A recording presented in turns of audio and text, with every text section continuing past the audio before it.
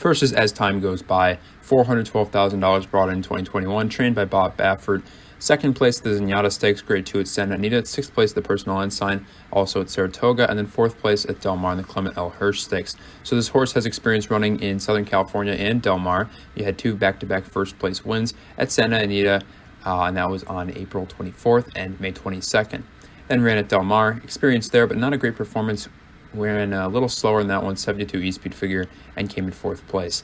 Then went down even further into sixth place at Saratoga, but then improved again with an increase in speed figure and going up to second place at Santa Anita in the Zenyatta Stakes. That was a Grade 2 race for fillies. So $412,000 this year, 3 first place finishes in 7 starts. So we have a little bit of an inconsistent record in the past 3 races. So As Time Goes By is my 10th selection for this race.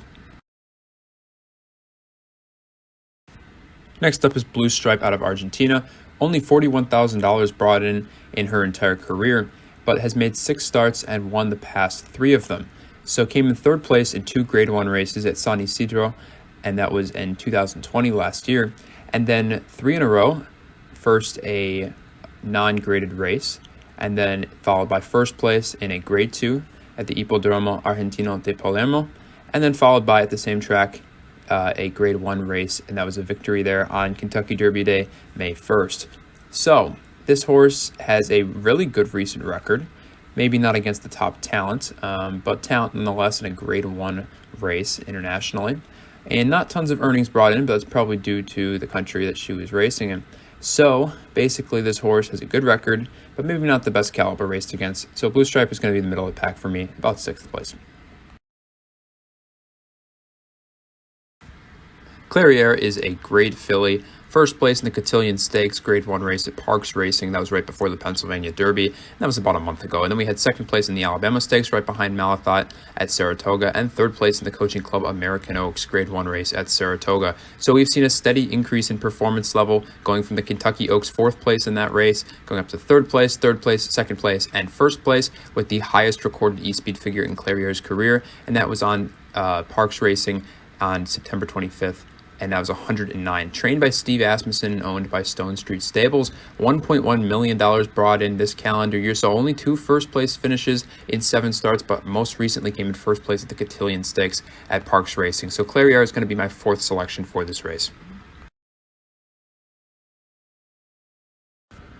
Dunbar Road is the 4th horse I'm going to talk about. $162,000 in earnings this calendar year, but $1.3 million in her entire career. 4 starts this season, and we have 0 first place, 1 second place, and 0 third place. So most recently, second place in the Juddmonte Spinster Stakes. That was an improvement in performance, a decline in speed at Keeneland. And then August 28th, we had Saratoga, 4th place in the Personal Ensign, and then 5th place at the Chuvy Stakes, and 5th place at the Letruska Stakes at Churchill Downs. So we have a steady improvement in the finish for this horse, and a little bit of a decline in speed, going from 111 to 108 in the E-speed figure from Saratoga to Keeneland.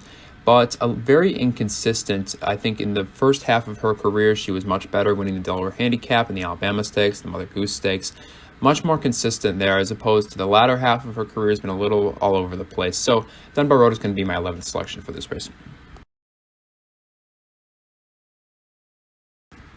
Next up is Horologist out of New Jersey. Second place in the Beldame Stakes at Belmont Park, Grade 2 race, and then a listed stakes win at Saratoga with a 100 E-speed figure, and second place at the Chuvy Stakes, Grade 3 at Saratoga. 5th place at the Thistledown, and 4th place in the Allaire DuPont Distaff Match Series Stakes at Pimlico on May 14th. So an increase in the finish and an increase in speed over time, though slightly slower than that July Saratoga race for the most recent 2 races. $227,000 brought in this year, and 2 first place finishes in 6 starts, 2 second place finishes in 6 starts this year.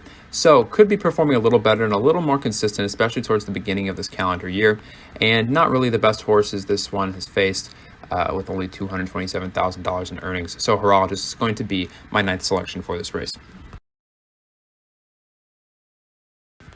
Letruska is by far the best horse in this race. Letruska came in first place at the Juddmonte Spinster Stakes at Keeneland, first place in the Personal Ensign, first place in the Fleur de Lis, first place in the Ogden Phipps, and first place in the Apple Blossom Handicap. So Letruska has not lost a race since looks like March 13th, and that was only second place. Before that, she won 2 more races at Sam Houston and Gulfstream Park.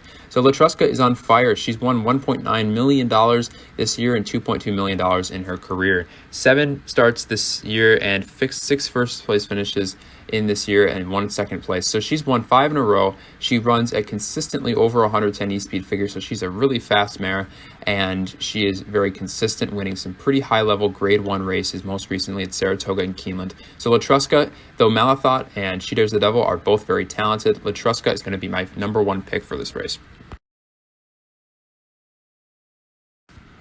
Another talented filly in this race is Malathaat. $1.3 million brought in 2021, $1.5 million career, 4 starts this year, 3 first place and 1 second place. Most recently, first place in the Alabama Stakes Grade 1 race at Saratoga on August 21st with a 107 e-speed figure. Has hit over 100 on the e-speed for her past 3 races, including the Kentucky Oaks Grade 1 race at Churchill Downs on April 30th, the day before the Derby.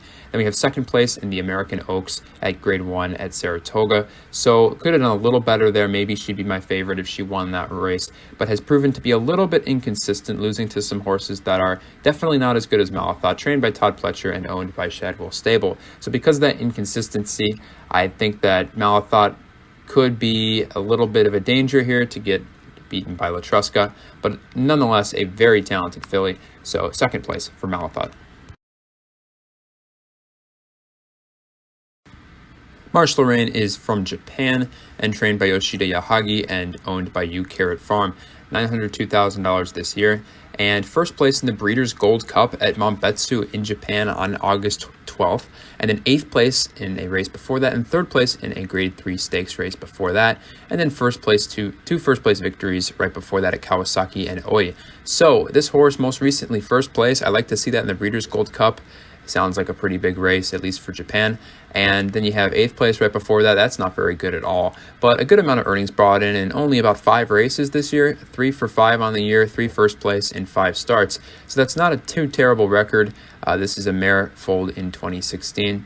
And if you take that 8th place out of the equation, she looks a lot better on paper. So Marche Lorraine is going to be my 8th selection for this race. Not the worst, but could be a lot better.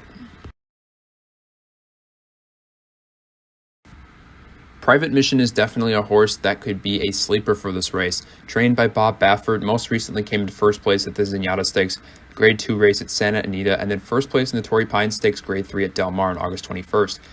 So experienced running in Southern California, almost broke 100 on the E-Speed both times at Del Mar and Santa Anita respectively, and familiar with Del Mar, came in 4th place in a listed stakes race on November 14th last year, but more recently and more importantly, first place in that Torrey Pines race. So Private Mission, only $217,000 brought in this year, definitely a reflection of the Grade 2 and Grade 3 as opposed to Grade 1, so going up in class a little bit here. But don't count Private Mission out. She could definitely surprise. Maybe she's more talented than we think she is.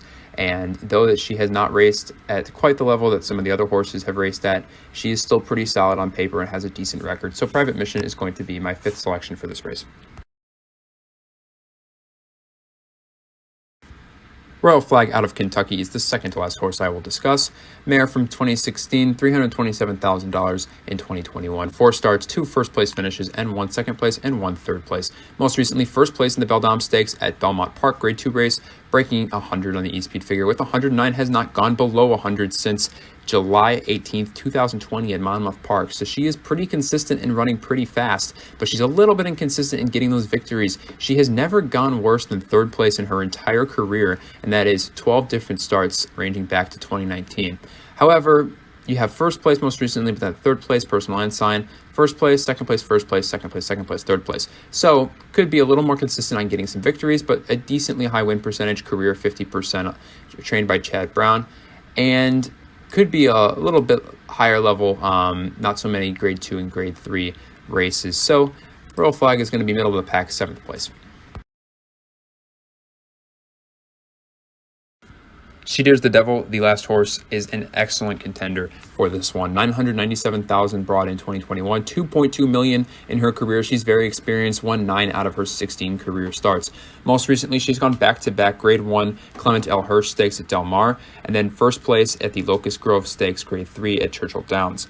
We have third place at the Ogden Phipps Stakes at Belmont Park, but before that, another pair of first place wins, the La Troyenne and the Azeri Stakes, third place at the Spinster Stakes, and another trio, the Kentucky Oaks from last year, the Indiana Oaks, and the Allowance Optional Claiming at Churchill Downs. So Shedaresthedevil is very experienced, not really the fastest horse in this race, but she could do pretty well on the pace and go out to win this one, or at least come pretty close to the top. She's not my favorite for this one, but she's one of them. She is looking at probably my third selection for this one. She is very talented, very experienced, not as consistent as Letruska, but still a very good contender.